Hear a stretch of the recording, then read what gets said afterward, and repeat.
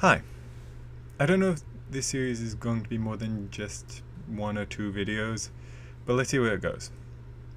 I'm going to be talking about various magic systems in books, some that I like, some that I don't, and giving my reasons why. This one is going to be stream of consciousness, so please bear with me on that. These videos are going to have spoilers for the series I talk about, so if you don't want to be spoiled on a particular series, please don't listen to that episode. I will also be referencing previous episodes and magic systems, so I'll put a list of references in the description. Please check that before listening so I don't spoil something you'd rather read fresh. Now on to today's topic. I'll be starting with one of my personal favorite magic systems, the one from the inheritance cycle. I'll now give anyone who doesn't want to listen to this 10 seconds to pause.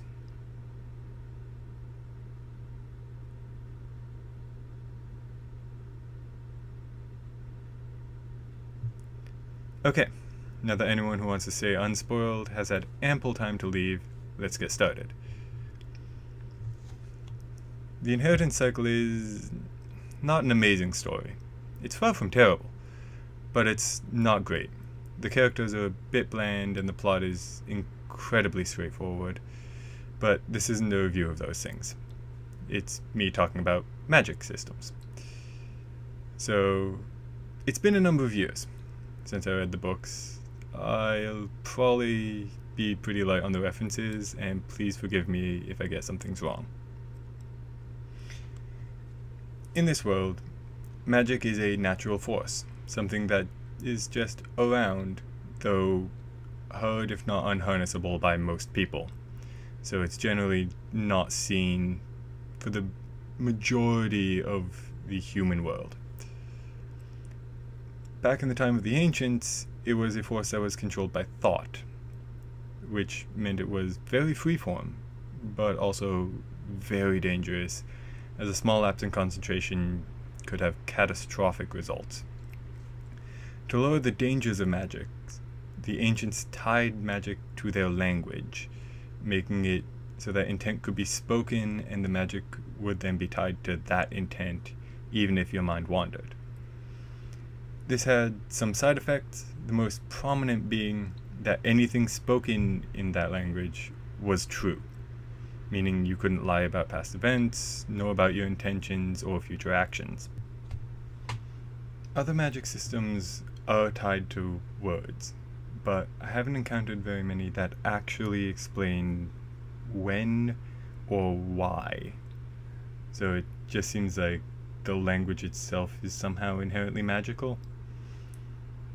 Explaining why and when it was bound, even vaguely, gives a more mystical feel to the effects. Because it means that it's not something humans stumbled across, it's something that was intentionally done.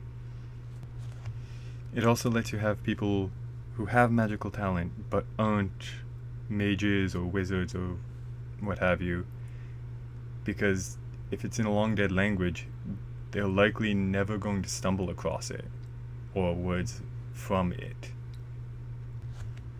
The series also goes into the implications of having magic bound to words.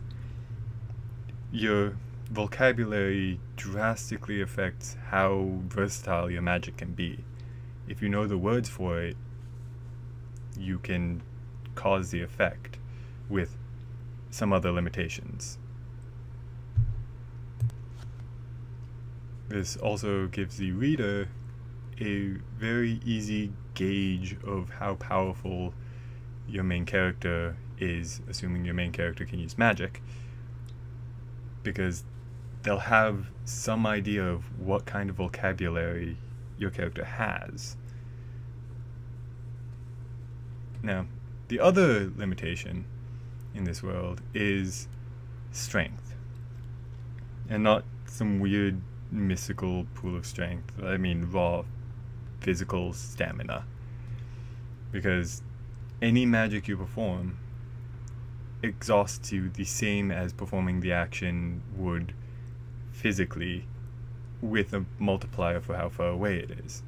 So if you're sitting at a table with a 1 pound stone on it, lifting that stone with magic will tire you out the same amount as just reaching out and picking it up.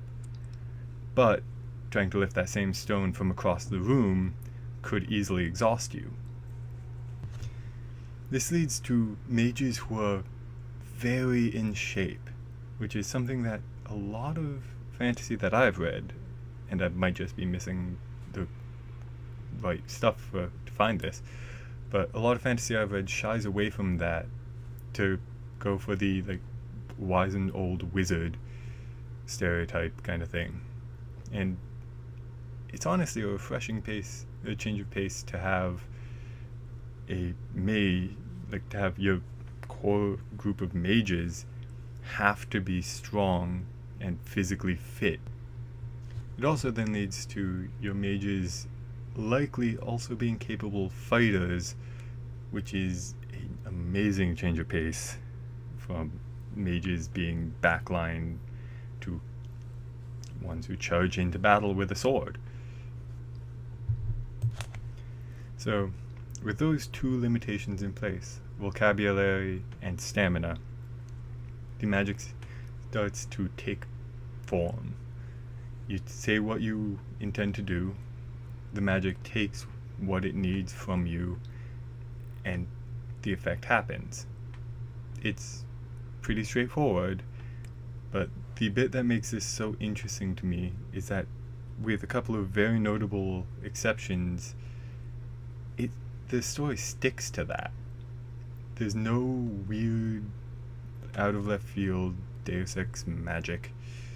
Nothing particularly strong until you get to some of those exceptions.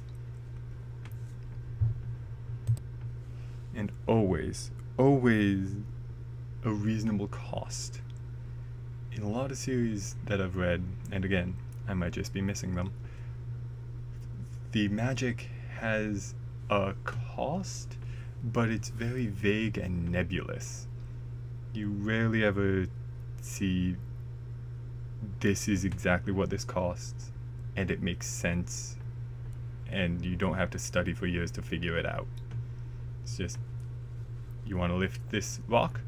Do you have the strength to lift this rock? Okay, there you go.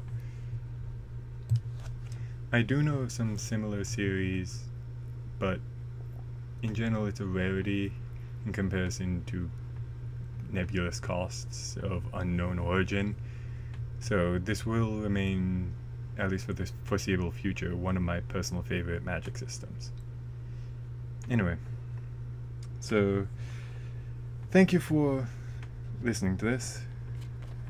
If you have any suggestions for formatting, please leave them in the comments below. And if you have any thoughts, please also leave those down there. I would love to hear them.